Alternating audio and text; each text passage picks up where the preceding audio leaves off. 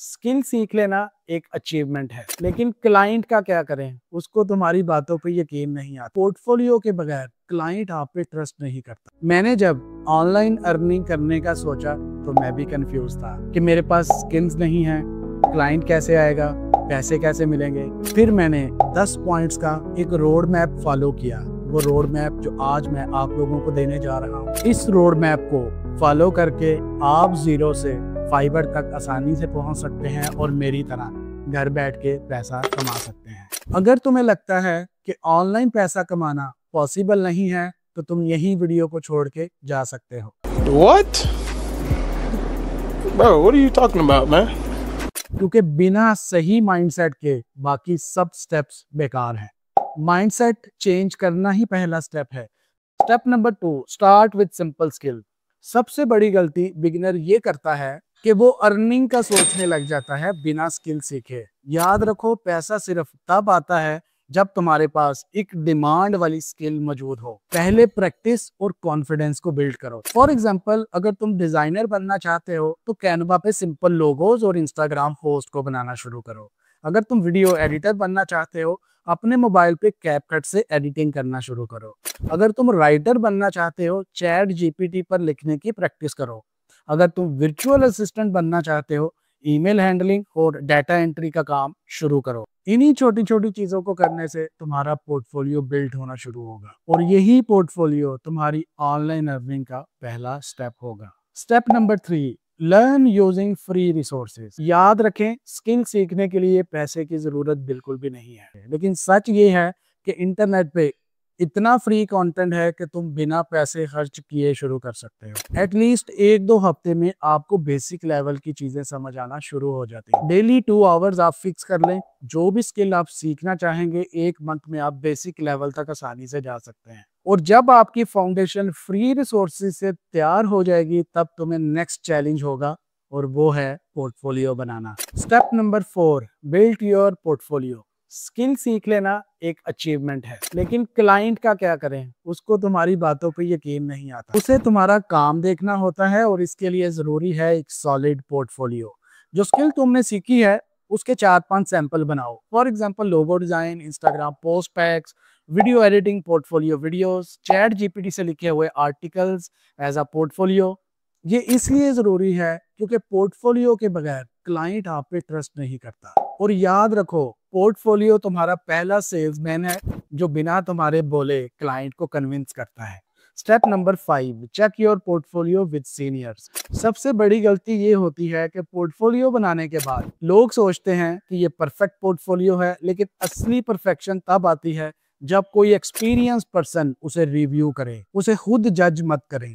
उसका फीडबैक तुम्हारी क्वालिटी और प्रेजेंटेशन को इम्प्रूव करेगा। उन सीनियर्स का फीडबैक तुम्हारी उन गलतियों को ओवरकम करेगा और तुम्हारा पोर्टफोलियो 100% रेडी होगा क्लाइंट को शेयर करने की। Step number 6, share your work publicly. Portfolio को छुपा के रखने का कोई फायदा नहीं और ना ही पोर्टफोलियो को वेस्ट करना चाहिए। जब तक लोग तुम्हारा काम नहीं देखेंगे, तुम्हें क्लाइंट कैसे मिलेगा। पोर्टफोलियो को इंस्टाग्राम, लिंक्डइन और बिहांस पे पोस्ट करो। फेस दिखाने की जरूरत नहीं है, सिर्फ अपना काम शो करो। इससे तुम्हारी क्रेडिबिलिटी बढ़ेगी, तुम एक पर्सनल ब्रांड की तरफ अपना पहला सफर शुरू करोगे। स्टेप नंबर 7, गेट स्मॉल और free projects for reviews.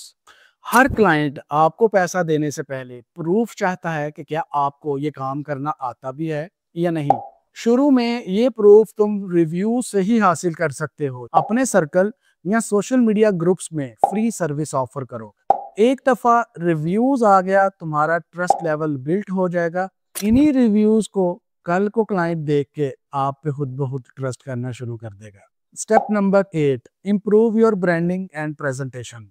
Online दुनिया में फर्स्ट इंप्रेशन ही लास्ट इंप्रेशन होता है। अगर आपकी ब्रांडिंग स्ट्रांग नहीं तो क्लाइंट स्क्रॉल करके आगे निकल जाएगा, वो किसी और फ्रीलांसर को ढूंढ लेगा। अब जब आपके पास रिव्यूज हैं तो अपनी ब्रांडिंग को थोड़ा सा प्रोफेशनल बनाओ। अपने ब्रांड का एक नाम सोचो, उसका एक सिंपल सा लोगो डिजाइन करो और अपने सोशल मीडिया प्रोफाइल्स को प्रोफेशनली मैनेज करो।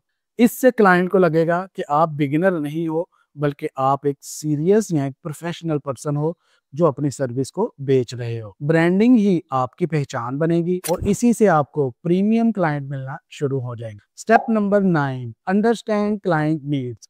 स्किल्स और पोर्टफोलियो के साथ एक चीज और का होना बहुत जरूरी, और वो है क्लाइंट की रिक्वायरमेंट्स या उसकी प्रॉब्लम्स को समझना। क्लाइंट हमेशा प्रोफेशनल काम, क्लियर कम्युनिकेशन और एक्यूरेसी चाहता है।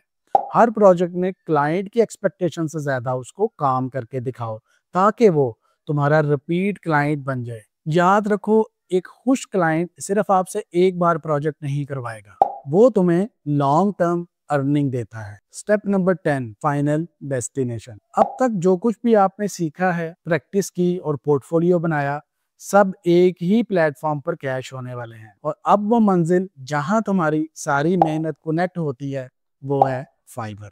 जो कैनवा और कैपकट से सैंपल बनाए, फाइवर पर उसकी गिग बनाओ। जो चैट जीपीटी से आपने लिखा है, फाइवर पर कंटेंट राइटिंग की गिग क्रिएट करो। जो रिव्यूज आपने कलेक्ट किए हैं उनको फाइवर की प्रोफाइल पर शो करो। एक ऑप्टिमाइज्ड गिग बनाओ, राइट कीवर्ड्स लगाओ। ये सीखने के लिए आपको मेरी ये वाली वीडियो देखनी पड़ेगी कि गिग की एसईओ कैसे करते हैं ताकि वो ज्यादा से ज्यादा कस्टमर तक आपकी गिग पहुंचे। इससे आपकी फाइवर जर्नी ऑफिशियली शुरू हो जाएगी। ये वो स्टेज है जहां तुम्हारा जीरो से फाइवर का रोड मैप कंप्लीट होता है। Like, comments, subscribe. Thank you.